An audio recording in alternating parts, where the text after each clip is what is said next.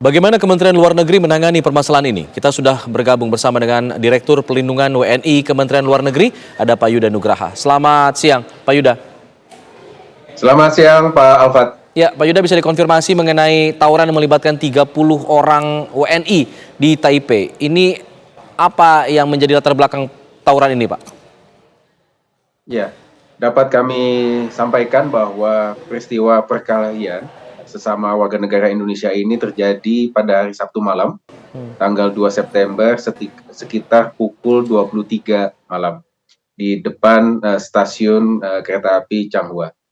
Melibatkan 30 warga negara Indonesia. Ini memang perkelahian sesama warga negara Indonesia dan tidak melibatkan warga negara lokal.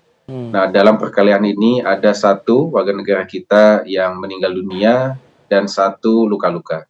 Untuk yang satu luka-luka ini sudah dirawat di rumah sakit dan sudah dinyatakan sembuh dan sudah bisa keluar dari rumah sakit. Oke, untuk pelaku pembunuhan sendiri seperti apa? Apakah sudah langsung diproses hukum oleh pihak aparat di Taiwan? Ya, segera setelah peristiwa ini, Kantor Dagang dan Ekonomi Indonesia yang ada di Taipei, karena kita tidak memiliki KBRI di sana, melakukan koordinasi erat dengan kepolisian Changhua.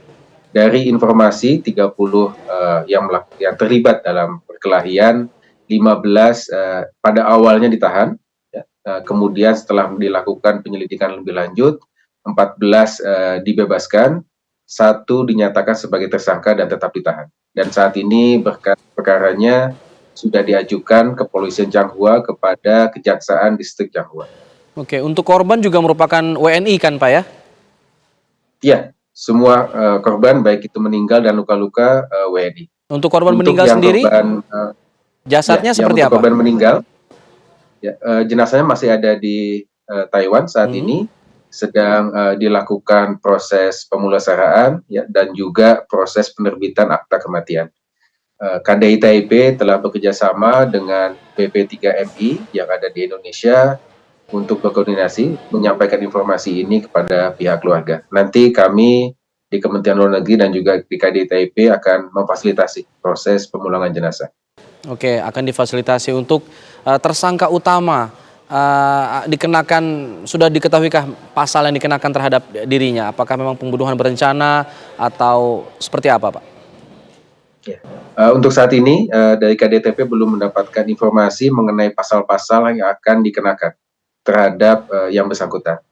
Rencananya besok akan ada pertemuan khusus antara KDI Taipei dengan kepolisian Changhua untuk mendapatkan update terkait dengan proses hukum ini, dan dalam konteks ini KDI Taipei akan melakukan pendampingan hukum untuk memastikan yang bersangkutan mendapatkan hak-haknya secara adil di pengadilan setempat, seperti hak mendapatkan pengacara, penerjemah, dan juga akses ke konsuleran.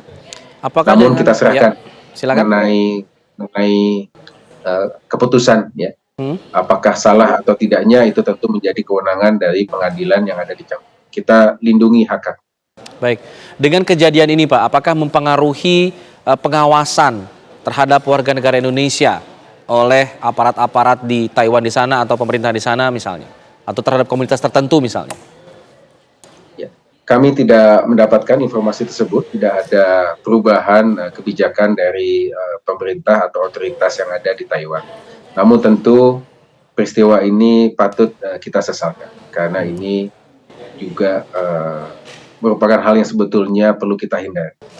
Para warga negara kita yang tinggal di luar negeri sebenarnya adalah duta bangsa Indonesia. Ya. Sebetulnya mereka bisa mencerminkan sikap dan perilaku baik dari bangsa Indonesia di luar negeri. Nah, oleh karena itu KDI Taipei saat ini sedang bertemu dengan komunitas Indonesia yang ada di Changhua. Jaraknya sekitar 2,5 jam dari Taipei ke Changhua. Akan diadakan pertemuan, kita akan lakukan proses dialog, komunikasi untuk mencari akar masalahnya, mencari solusinya yang tuntas, sehingga kasus ini tidak berulang di kemudian hari. Baik, terima kasih Pak Yuda Nugraha sudah bergabung bersama kami di Kabar Siang. Selamat siang, Assalamualaikum.